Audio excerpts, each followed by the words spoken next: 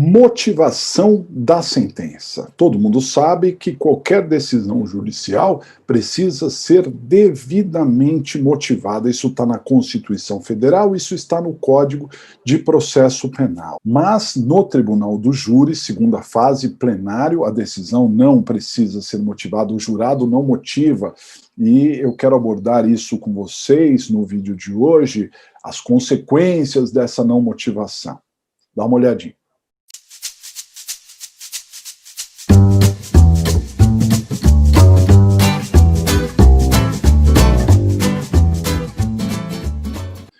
Olá, pessoal, uma grande satisfação ter você aqui no nosso canal. Aqui nós tratamos de direito penal, de processo penal, de legislação penal especial, de prática da advocacia. Aqui você é muito bem-vindo, aqui os seus comentários também são sempre muito bem-vindos. Se você é novo aqui no canal, se inscreva, acione o sininho para receber novas notificações e compartilhe o nosso vídeo aí com aqueles seus amigos que são da área do direito, que gostam de direito penal, de processo penal e não sabem da existência do nosso canal, né? Isso nos ajuda a crescer este canal e crescer a nossa comunidade de amantes aqui pelo direito penal e pelo processo penal.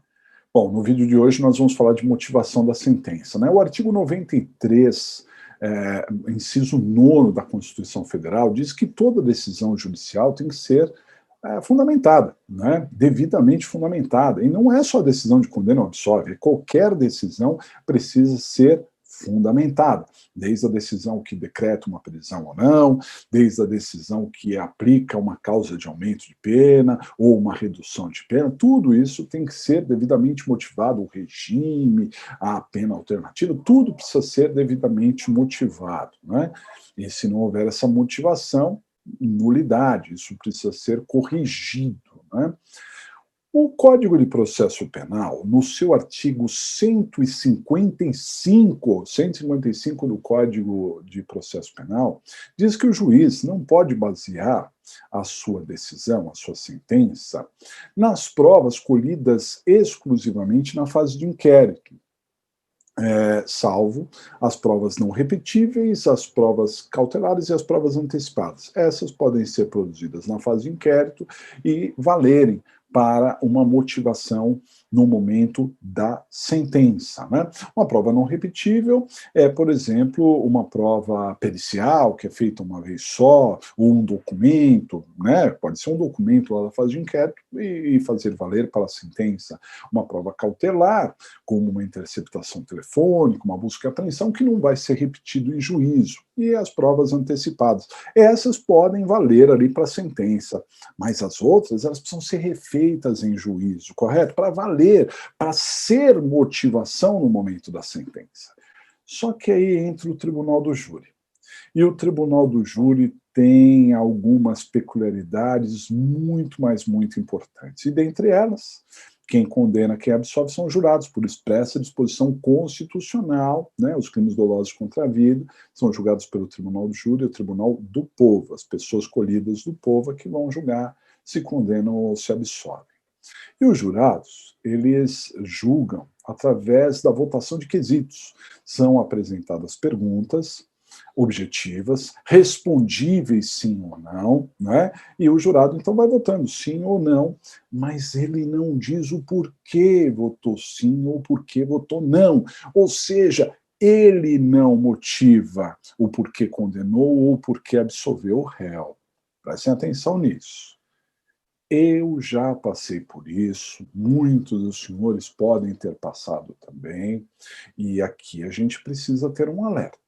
Imagine que você vá para uma defesa no júri e, ao analisar o processo, você vê que no processo em si, na fase judicial, na fase em que há o contraditório, não tem prova contundente contra o réu, não. É fraco, tudo muito simples, não tem prova.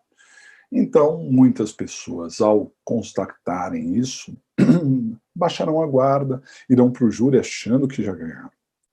Só que quando chega no júri, o Ministério Público, muitas vezes o promotor faz isso, ele se apega a um inquérito. Ele começa a falar do inquérito. Diz ele que o inquérito é aquele que está mais aproximado dos fatos, que ocorreram imediatamente após os fatos, portanto, o inquérito, e fica falando para os jurados. Porque ali, de repente, tem uma produção de provas forte. Mas, como eu expliquei no artigo 155, essas provas precisam ser reproduzidas em juízo, passar pelo crivo do contraditório. Só que o promotor não fala isso, não. Ele só fica falando o que está no inquérito, e aquilo vai colando no ouvido do jurado. Na hora de decidir, e se o advogado não tiver essa postura proativa de mostrar para o jurado que o que vale é o que está no processo, não no inquérito, e às vezes com muita dificuldade de fazer isso, o jurado, como ele não vai motivar a sua sentença, ele não vai seguir rigorosamente o artigo 155. E aí ele pode condenar, por exemplo, com base naquilo que estava no inquérito. Diversas vezes eu vi isso acontecer. Não tem prova judicial, mas o inquérito é pesado. E aí o jurado acaba decidindo em cima do que está no inquérito. Então, o que eu quero trazer aqui para vocês neste vídeo de hoje é um alerta. Realmente, o artigo 155 tem que ser cumprido. Só que o jurado, ao condenar, ele não está dizendo que não cumpriu o 155. Ele está simplesmente condenando, mas muitas vezes influenciado pelo que está no inquérito. E aí, para reverter isso, para apelar, para anular o julgamento, para submeter ao novo júri, é muito complicado, não é?